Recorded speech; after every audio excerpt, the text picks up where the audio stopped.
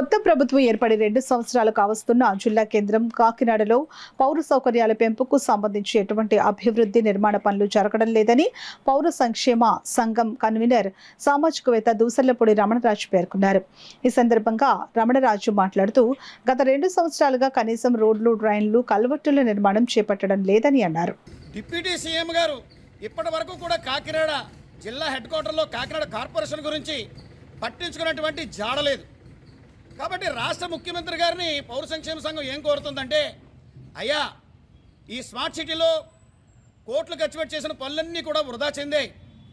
ఈరోజు కాకినాడ కార్పొరేషన్కి ఆర్థిక ఆదాయ వనరులు తీసుకురావడం లేదు. కేంద్ర రాష్ట్ర ప్రభుత్వాల నుంచి రావాల్సినటువంటి నిధులు, బకాయిలు రావడం లేదు. కాబట్టి దీని మీద మీరు ప్రత్యేకమైనటువంటి శ్రద్ధ చూపిస్తేనే ఈ కాకినాడ కార్పొరేషన్కి పూర్తి స్థాయి ఐఏఎస్ అధికారి కమిషనర్గా వచ్చేటువంటి అవకాశం ఉంటుంది. మరి ఎన్నికలు జరిగేంత వరకు కూడా ప్రతి 3 నెలలకి ఒకసారి ప్రత్యేక అధికారి కలెక్టర్ గారి ఆధ్వర్యంలో అఖిలపక్ష నిర్వహణ చేస్తే ప్రజల యొక్క సూచనలు, సలహాలు మీరు స్వీకరించి పని చేయగలిగే అవకాశం ఉంటుంది. ఇవేవీ చేయకుండా మేము స్థానిక ఎన్నికలకు వస్తామంటే ప్రజల నుంచి వ్యతిరేకత వస్తుంది.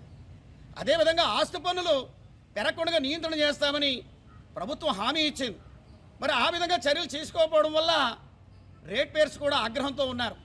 కాబట్టి ఒకసారి ప్రజల సూచనలు, సలహాలు స్వీకరించడానికి అఖిలపక్షాన్ని ఏర్పాటు చేయండి.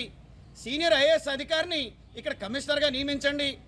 అదేవిధంగా కేంద్ర రాష్ట్ర ప్రభుత్వాలకు సంబంధించినటువంటి నిధులు, అదేవిధంగా బకాయిలు, ప్రభుత్వ కార్యాలయాలకు సంబంధించినటువంటి ఆస్తి పనులు ఇవన్నీ కూడా కార్పొరేషన్కి వచ్చేటట్టు చేయండి.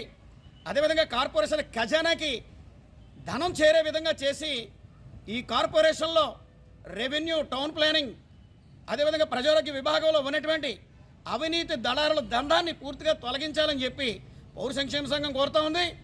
ఇందుకోసం జూన్ నెల నుంచి ప్రతి సోమవారం కూడా ప్రతి డివిజన్లోనూ సచివాలయ స్థాయిలో 3-man కమిటీ ద్వారాగా స్థానిక సమస్యలపై పోరుబాటు చేపట్టడానికి పౌర సంక్షేమ సంఘం సంసిద్ధంగా ఉందని, తద్వారాగా ప్రభుత్వం దృష్టి, కలెక్టర్ గారి దృష్టికి ఈ సమస్యలు తీసుకురావడం, పరిష్కరించుకోవడమే బాధ్యతగా పౌర సంక్షేమ సంఘం పనిచేస్తుందని చెప్పి మీడియా ద్వారాగా మీకు తెలియజేసుకుంటున్నాం.